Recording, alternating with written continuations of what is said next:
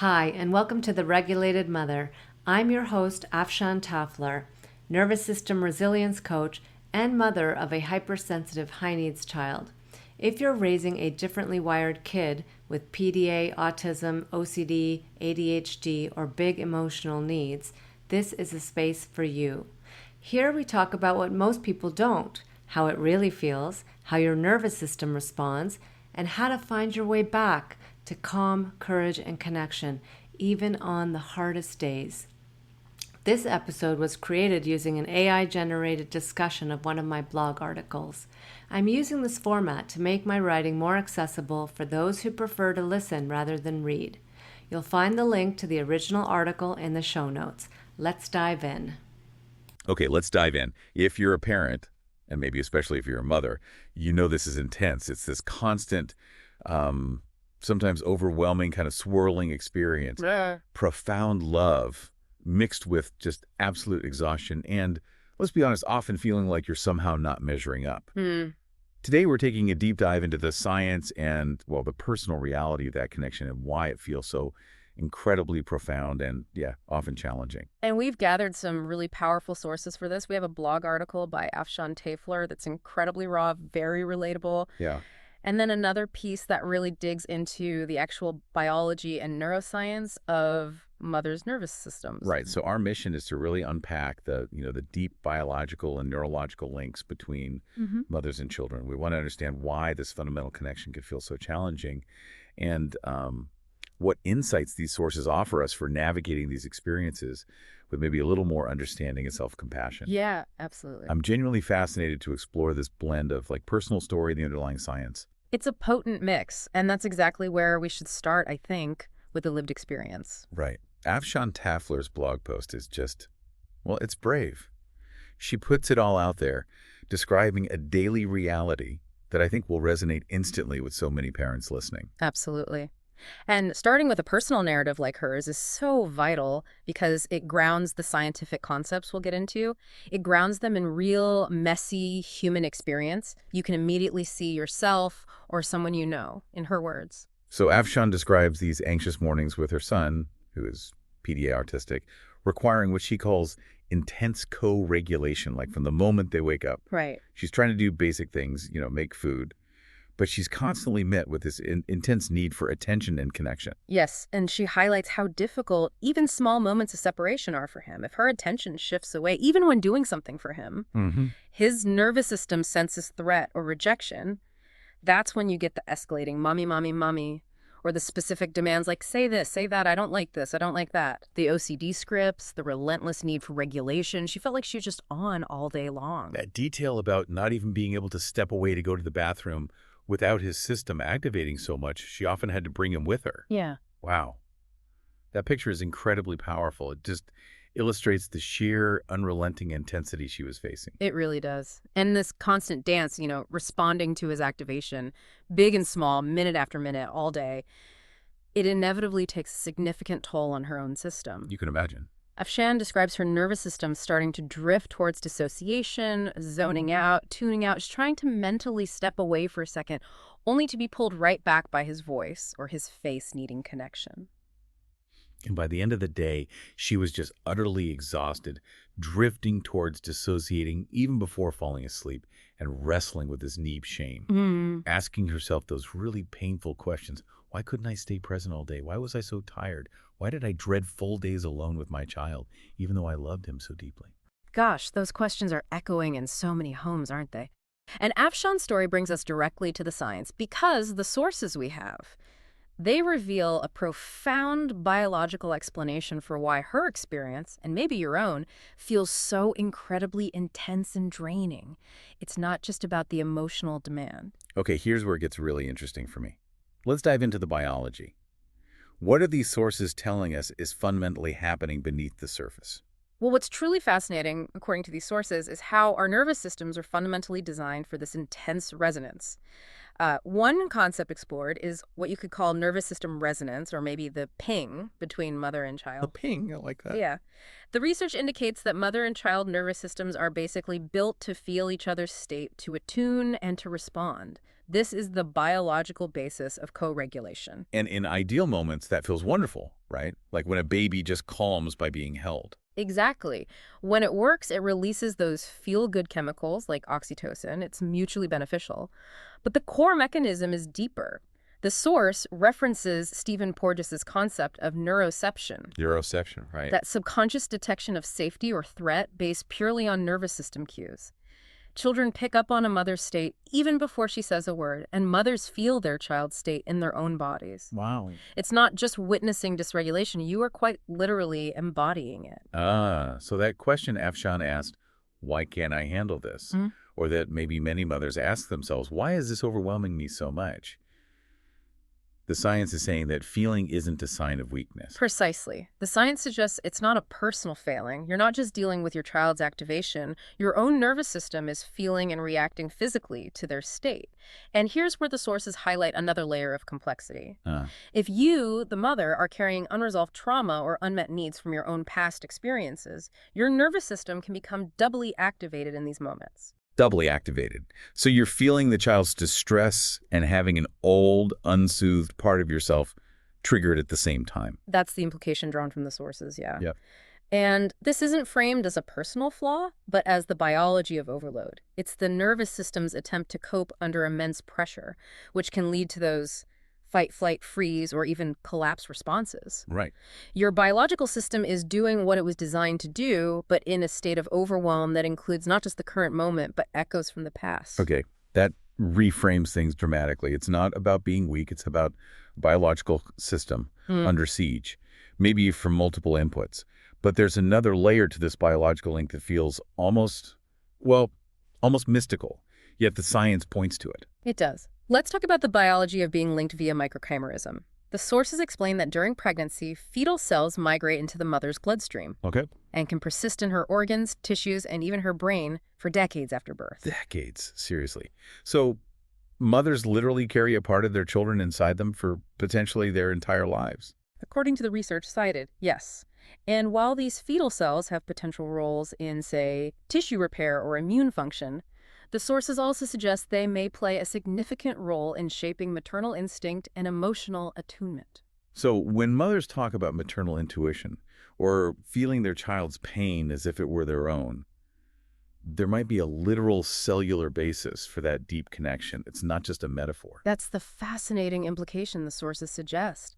These lingering cellular remnants may influence how deeply a mother feels her child's presence and state, maybe even from a distance. It's presented as part of the science behind that profound sense of connection, perhaps explaining why their child's pain can resonate so deeply, stirring something fundamental within a mother. Wow, that completely changes how I think about that connection. Okay, so we have nervous system resonance, this cellular link, and then there's also the documented physical transformation of the mother's brain and body. Exactly, the evolutionary design. The sources describe remarkable, well-documented changes in a mother's brain after birth. There's an increase in gray matter in areas associated with empathy, motivation, vigilance, emotional regulation. The amygdala, which is crucial for detecting threats and triggering alertness, becomes more sensitized specifically to a baby's cues.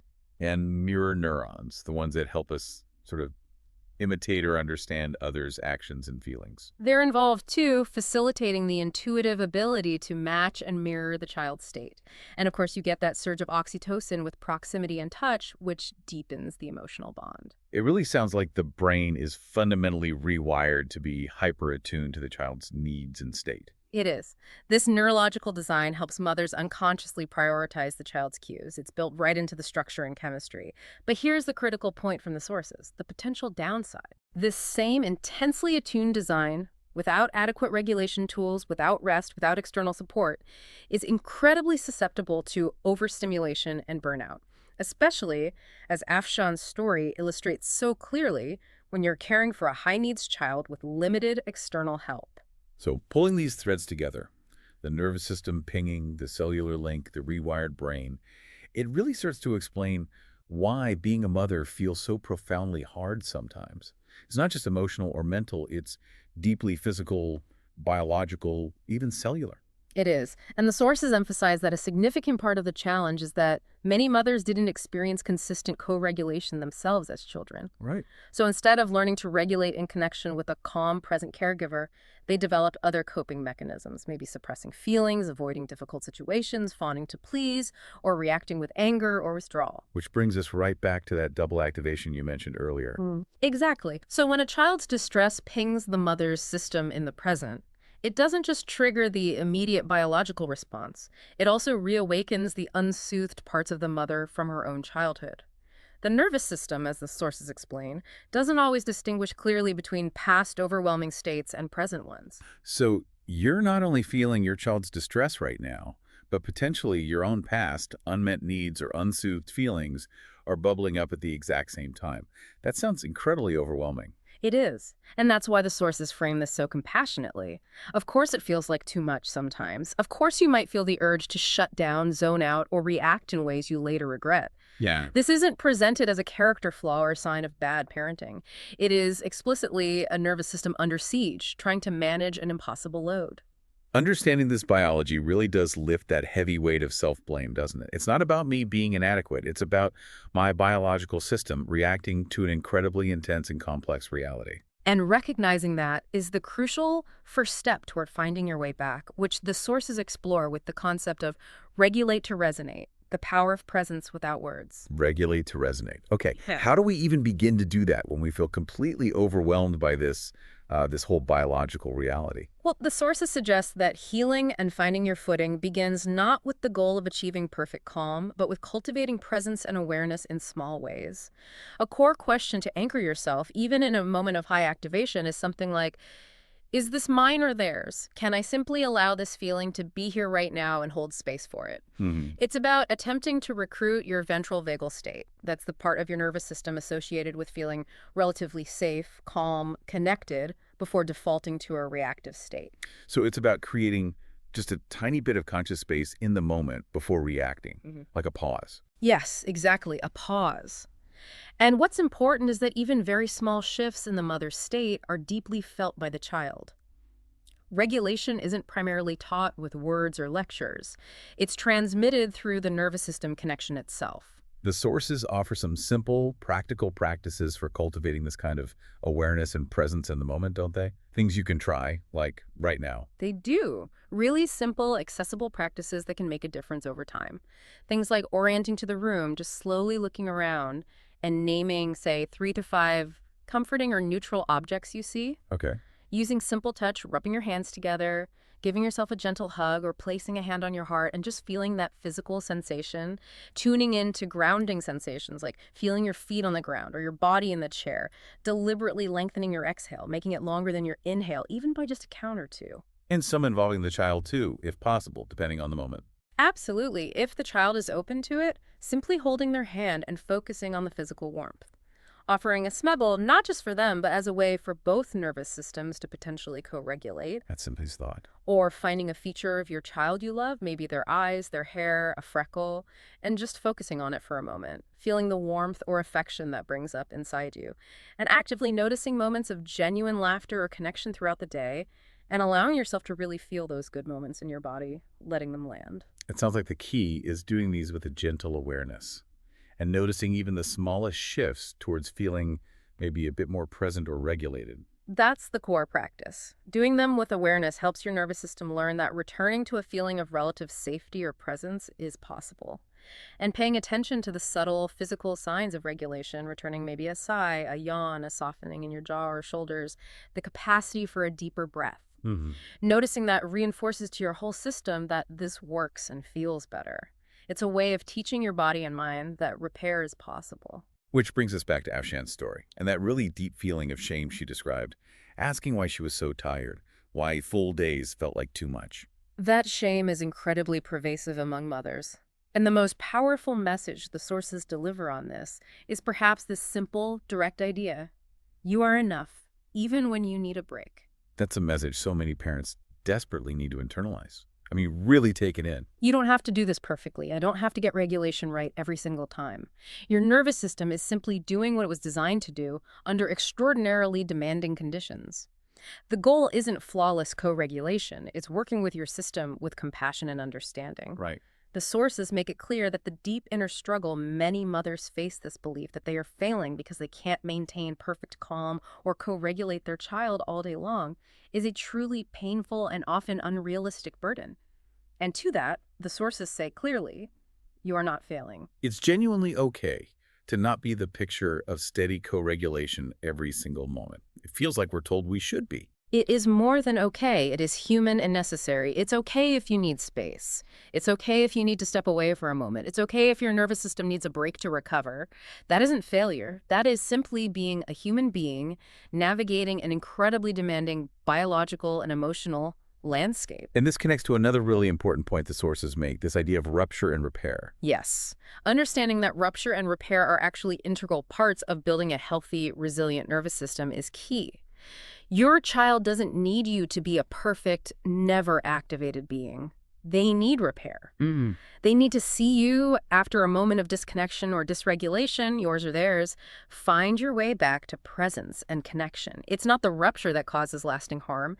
It's the lack of repair. And connecting this back to Afshan's specific situation with a high-needs PDA autistic child, I mean, the expectations placed on mothers in those situations are often just completely unrealistic from the start. Absolutely. The shame, as the sources imply, often stems from internalizing expectations that were never designed for the realities of raising a hypersensitive, high-needs child who requires near constant attunement.